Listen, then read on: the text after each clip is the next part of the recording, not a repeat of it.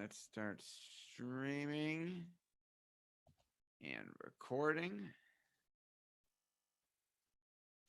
Hey, this is Seth Greene here. Welcome to the March 11th edition of Open Office Hours. We're going to start, as always, with Fix My Direct Mail. Happy Wednesday. All right.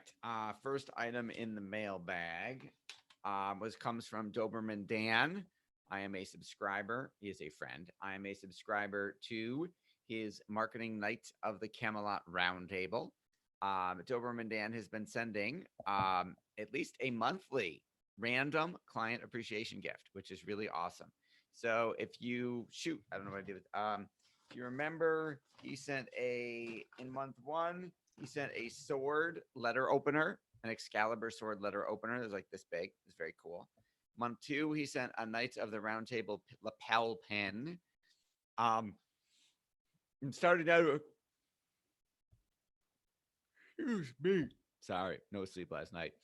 I am starting now to expect that he's going to do something every month. So Dan, you might want to randomize that, because if then I start expecting it, it's not as surprising and delightful.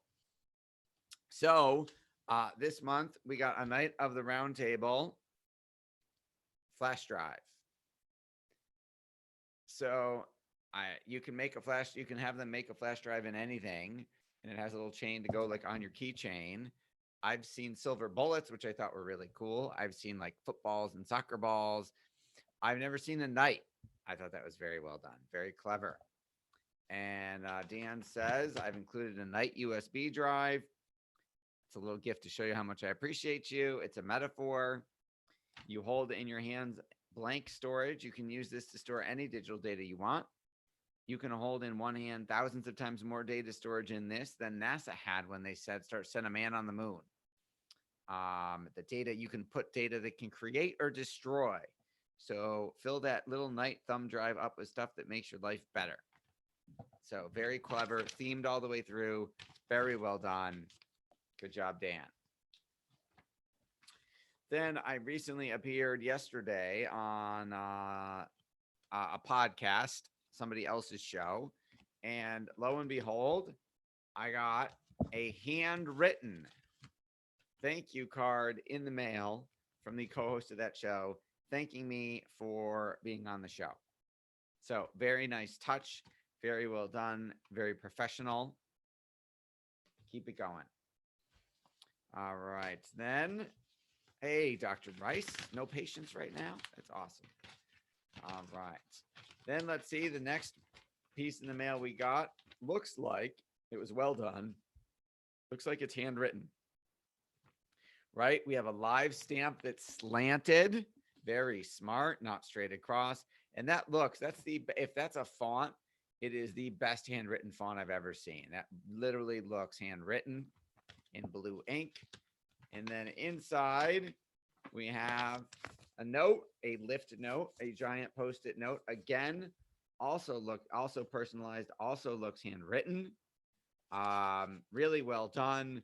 But then it's just his fund brochure.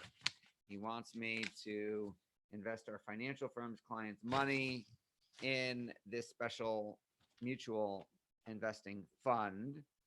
Why would I want to buy mortgage-backed securities right now? Very interesting. All right. Well, there's no separate sales letter. They're just blurred. There's a summary of the fund and a performance chart. So there's no actual letter. That's all I get. I would have done. I love the handwritten envelope and the live stamp that's slanted. That'll improve open rate. I love the lift note. Really well done. John I've gotten one of these from John before. I just would like to see an actual letter inside, or a call to action. Because right now, all he is telling me is call me and I'll tell you about the fund. I could read about the fund. If there was an offer for additional information or a meeting, something like that, that would have worked probably better. But very well done. So sorry, I'm a lot today. Now, on the typed side, I got a letter from marketing legend Jay Abraham. He's done over $22 billion in sales. He's the Tony Robbins has him come speak at his business mastery events. And he's just done full day problem solving clinics with Tony for his platinum partners. And he has a new seminar coming out called Taking Your Business Profits Beyond Exponential. And he wants to do small 50-person trainings. And he'll fly out. He'll do the deal. He's got, this is an attempt to get joint venture partners to either do a speaking gig in person, have him come in and speak for their group, or do a webinar with him. Now, this is an example of our Dream 50 strategy, where we pick your top 50 dream referral sources, fellow professionals, joint venture partners, webinar swaps, speaking gigs, and drip on them relentlessly to get them to build that relationship to do what it is that you want. So I'm curious to see if Jay sends a second step, or if this one step was it, and if that he'll get so many people who will say yes, that that's all he needs, or if there will be a multi-step campaign. I'm guessing it has a really high response rate, because I emailed the day after I got it and said, yes, I would be honored to do an event with Jay. And then I got nowhere. I got a response saying, we'll get back to you. Thank you. And I haven't heard anything. And it was like a couple of weeks ago. So I'm guessing it worked so well that they're having trouble keeping up with demand to book him for a $10,000 events. But it's a great strategy. It's one we use literally every single day. It's how we got 72 joint venture partners to promote our business. We also don't just send one letter, and we also do an audio podcast, a video podcast, a blog post, a book, social media. We do a whole bunch of value bombs dropped first before we send the letter asking for something. Jay didn't do that. Shame on you, Jay. Jay just went on the strength of the relationship of knowing who he is and us being connected, and went for the sale up front. I'm curious to see how well it works out for him. I'm sure we'll be talking. All right. That is our direct mailbag for this week. Anybody have any direct mail questions? What are the biggest challenges to a successful direct mail campaign? Awesome question. So number one would be identifying the right target market to send it to, because you could take the best campaign in the world trying to market to Republican hunters, and if you send it to left-wing liberal Democrats who are members of the Sierra Club and the Audubon Society, it would fail completely and you would piss people off. So identifying the right target market, getting it opened, which is why things like making it lumpy, like sending your letter stuffed inside a prescription bottle or something like that. That's actually a campaign we're sending out now. Work. So you've got to get the right people. You have to get it opened and read, and then you have to get them to take action on it. So target market selection, how it gets delivered, and then what your message to market match is. Do you have an irresistible offer that they will want to take advantage of? Are the best principles, but most important factors by far in getting a direct mail campaign to work. All right. Awesome. Thank you for joining us for the first half for today for Fix Your Direct Mail. If you are looking to start or improve a direct mail campaign to generate business for your business, go to marketdominationllc.com, fill out the form next to the video. You'll be taken to my calendar to grab a time, and we'd be happy to talk. Welcome back, everybody. This is Seth Greene. It is March 11th. Today, we are here in the latest episode of Fix My Online Ads. Today, we'll be talking about Facebook. So let's share our screen and show you some examples from our latest batch of split tests. All right. So for those of you who've been tuning in for a while, you know that we have a campaign right now successfully generating annuity leads for financial advisors. And the most recent version of that campaign, I will show you right now, The most recent version of that campaign is from our senior citizen blogger, Linda Thomas.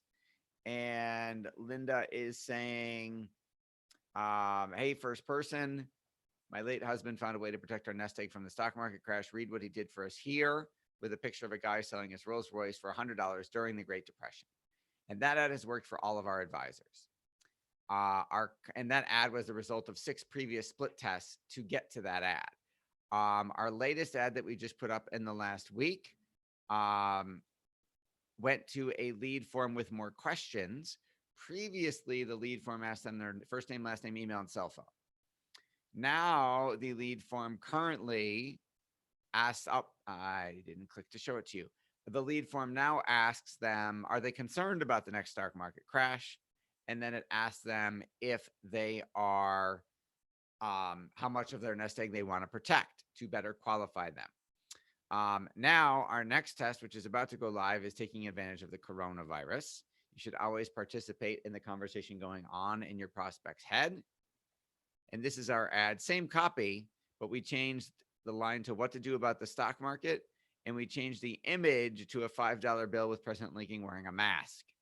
So we're not directly saying the words coronavirus, because who knows how paranoid Facebook is going to be in terms of allowing us to say that, but it's in there.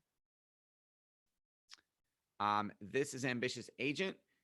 She is one of the top RE/MAX real estate agents in Washington, D.C., and one of the top in the country. And if we take a look, we see this campaign has generated 4 purchases of their training program. And if we take a look, we will see we split up gender, age, and where on Facebook the ad shows. The best performing ad has 63 opt-ins for the webinar, and then all 4 sales. And we're marketing to women 51 to 60 on their mobile phones in Facebook Marketplace. And the ad that got all of the results was this one, which has a picture of them at the conference. Attention realtors want to use a simple system that repeatedly attracts motivated sellers every day without cold calling.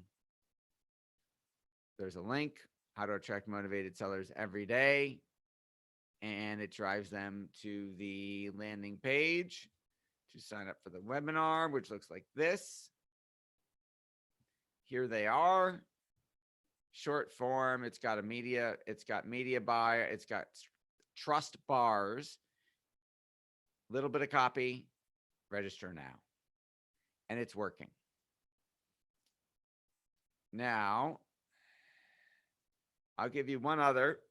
This is Magellan Law. Paul is hi, honey.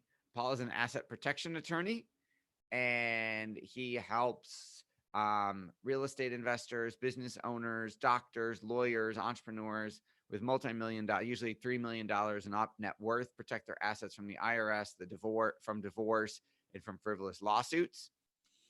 This ad is currently our best performer, 217 registrations for his webinar. It's $7.22. At the end of the webinar, he sells them on a consultation, a discovery session, which is an hour with him where he learns about you and sees if his asset protection stuff will be a good fit. And at the end of that, it sells a $25,000 asset protection program.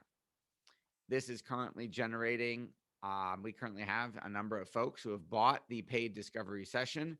And then I believe so far, I'll have to double check how many discovery sessions we have, but we've already got 2 $25,000 clients. So he's already made $50,000 on less than $5,000 in ad spend. So he's a happy camper. So he's an attorney selling via webinar into just paid discovery sessions. So no tire kickers, no freebies. He's getting paid for his time for that discovery session, whether they hire him or not. And then most of the folks who are doing those sessions are buying because they're serious, and the $200 fee makes sure that they're serious. So it doesn't matter how high or how high your ticket, how high your client transaction value is, or if you think this won't work for you. There are ways to make it work. If you want to learn how we can do it for you, go to marketdominationllc.com, watch the sizzle reel, and then book your free consultation with us to talk about how we can help you grow your business. Thanks, everybody, for joining, and we'll see you next week.